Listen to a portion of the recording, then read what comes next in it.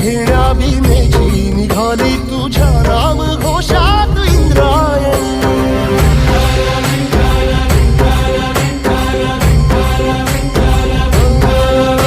भिडे आसमंती ध्वजा वैष्णवांची उभी पंढरी आज नानावली.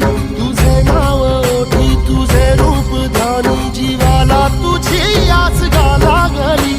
जरी बाप साऱ्या जगाचा परी तू आमालेकरांची विठू माऊली.